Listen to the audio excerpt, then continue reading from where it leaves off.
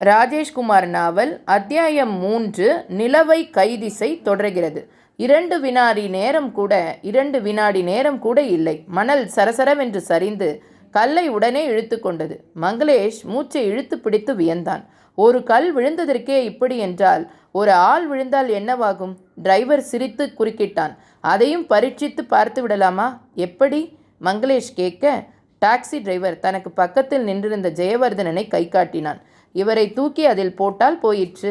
ஜெயவர்தன் திகைத்து கொண்டிருக்கும் பொழுதே டாக்ஸி டிரைவர் தன்னுடைய ஓவர் கோட்டின் பாக்கெட் பகுதியில் இருந்த அந்த ரிவால்வரை எடுத்தான். லூப்ஸ்தானா ரிவால்வர். இரட்டை முக்கோடு சற்று அதிக பிரசங்கித்தனமாய் தெரிந்தது.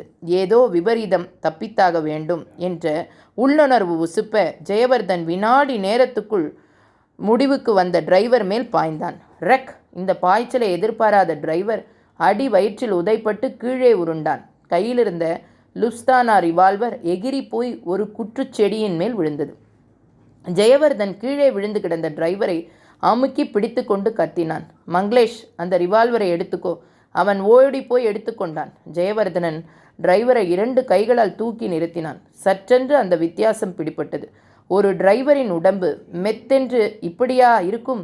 கையிடுப்பு பக்கமாய் போன பொழுது அதன் வளைவும் பரிமாணமும் தெரிந்தது. தொப்பியை உருவினான். பாப் தலை, செம்பழுப்பு மீசையின் மேல் கையை வைக்க அது பசையோடு பிரிந்து வந்தது. கனமான ஓவர் கோட்டின் பட்டன்களை விளக்கினான். பெண் என்பது அப்பட்டமாய் புரிந்து போயிற்று. குரலை மாற்றி ஆண் மாதிரி பேசியிருக்கிறாள். மங்களேஷ், பார்த்தாயா? டிரைவர் ஒரு பொண்ணு.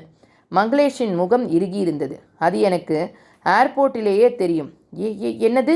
எஸ், தெரியும். இன்னொன்னையும் சொன்னா நீ ரொம்பவும் ஆச்சரியப்படுவேன். நாம் யாரை பார்க்கறதுக்காக ஃப்ராங்க்பர்ட்டுக்கு வந்திருக்கோம்? நிஷாவை. அந்த நிஷா இவதான். ஜெயவர்தனன் அதிர்ச்சிக்குள் விழ மங்களேஷ் சிரித்தான். அவளை விடு ஜெயா. மங்களேஷ், நிஷாவை விடுன்னு சொன்னேன். விட்டுட்டான். அவள் அந்த வினாடியே ஓடி வந்து மங்களேஷுக்கு பக்கத்தில் நின்று கொண்டாள். மங்களேஷ் ரிவால்வரை உயர்த்தினான். குரல் முற்றிலுமாய் மாறியிருந்தது. டே ஜெயா, ஹைவேஸ் ரோட்டிலிருந்து ஒரு மண் ரோடு பிரிஞ்சு வேற ஒரு ஊருக்கு போகிற மாதிரி நாம் போட்ட திட்டம் இங்கிருந்து திசை மாறுது. நம்ம பாஸ் நவமணிக்கு நீ விசுவாசமாக இருக்கலாம், ஆனால் என்கிட்ட அந்த விசுவாசம் கிடையாது. அந்த நிலாவை எனக்கும் நிஷாவுக்கும் மட்டுமே சொந்தமாக்குகிறதாய் முடிவு பண்ணி 10 நாள் ஆச்சு. மங்களேஷ், உன்னை பொறுத்த வரைக்கும் நான் ஒரு ஜொல்லு பார்ட்டி தான், ஆனால் நிஷாவுக்கு நல்ல பார்ட்டி. 10 நாளைக்கு முந்தி நிஷா இந்தியாவுக்கு வந்ததும் நவமணியை பார்த்ததும் உனக்கு தெரியாது. ஆனால் எனக்கு தெரியும். நவமணிக்கு இனிமேலும் சம்பாதிச்சு கொடுக்க கூடாதுங்கிற முடிவில் நானும் நிஷாவும் தனியாக தொழில் தொடங்கிட்டோம். எங்களோட முதல் பிஸ்னஸே அந்த நிலவு தான். உன்னை இந்த ரிவால்வரில் சுட்டு சவமாக்கி அந்த புதக்குழியில் தள்ளி எங்கள் தொழிலுக்கு பூஜை போடுறோம். மங்களேஷ், வேணாண்டா. ஜெயவர்தன் வியர்த்து பின்னுக்கு நகர்ந்தான். வேண்டான்னா எப்படி ஜெயா? பாஸ் நவமணிக்கு நீ ரொம்பவும் வேண்டப்பட்ட ஆள். அவரோட விஸ்கியை குடித்து வளர்ந்தவன். நீ உயிரோடு இருந்தா அது எனக்கு எவ்வளவு பெரிய உபத்திரவம். ஜெயவர்தனன் கைகளை ஆட்டினான். மங்களேஷ், நான் சொல்கிறதை கேளு.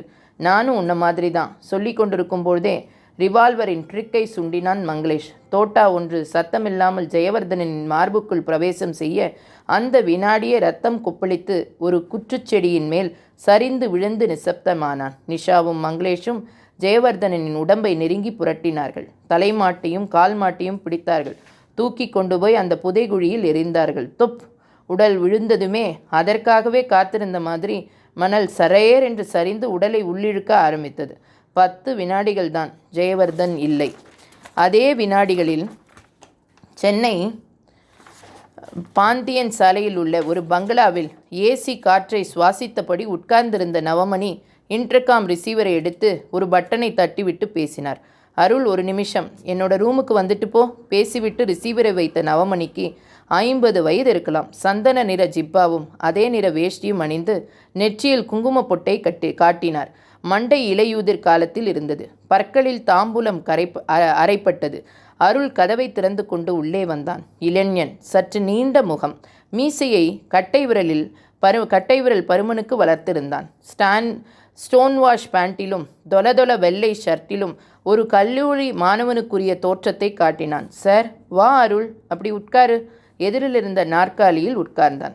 நவமணி மேஜையின் மேலிருந்த வெள்ளை டப்பியை எடுத்து அதற்குள் இருந்த வாசனை புகையிலையை கொஞ்சமாய் கிள்ளி வாயில் போட்டுக்கொண்டே சொன்னார். ஜெயவர்தன் 10 நிமிஷத்துக்கு முந்தி ஃபோன் பண்ணியிருந்தான் பிராங்க்ஃபர்ட் ஏர்போர்ட்டிலிருந்து. அருள் பதிலுக்கு ஏதும் பேசாமல் அவரே பேசட்டும் என்று காத்திருந்தான். நவமணி புகையிலையை வாசனையோடு தொடர்ந்தார். ஜெயவர்தன் ஃபோன் பண்ணும்பொழுது பக்கத்தில் மங்களேஷ் இல்லை. மங்களேஷ் எங்கன்னு கேட்டால் கஃப்டீரியாவில் காஃபி குடிச்சிக்கிட்டு இருக்கான்னு சொன்னான். மேலோட்டமாக பார்க்க போனால் இது ஒரு சாதாரண சம்பவம் தான். ஆனால் எனக்கு கொஞ்சம் உறுத்தலாக இருக்குது. எப்படி சார்? மங்களேஷ் காஃபி குடிச்சிக்கிட்டு இருக்கும்பொழுது ஜெயவர்தன் தனியாக ஃபோன் பண்ணியிருக்கான். அதாவது தனியாக ஃபோன் பண்ண விரும்பியிருக்கான். மங்களேஷ் காஃபி குடிச்சிட்டு இருக்கும்போது அந்த விருப்பத்தை செயல்படுத்தி இருக்கலாம். அப்படியே இருந்தாலும் ஜெயவர்தன் உங்களுக்கு தானே ஃபோன் பண்ணியிருக்கான். நவமணி புகையிலை கற்றை பற்களை காட்டி மெல்ல சிரித்தார். ஜெயவர்தன் எனக்கு மட்டும் ஃபோன் பண்ணியிருக்க மாட்டான். என்னை தவிர வேறு ஒருத்தருக்கும் ஃபோன் பண்ணத்தான் மங்களேஷை கஃப்டீரியாவில் விட்டுவிட்டு அவன் தனியாக வந்திருக்கிறான். இப்போ புரியுது சார். ஸோ ஜெயவர்தனன் கிட்ட ஏதோ தப்பு இருக்குது. அந்த தப்பை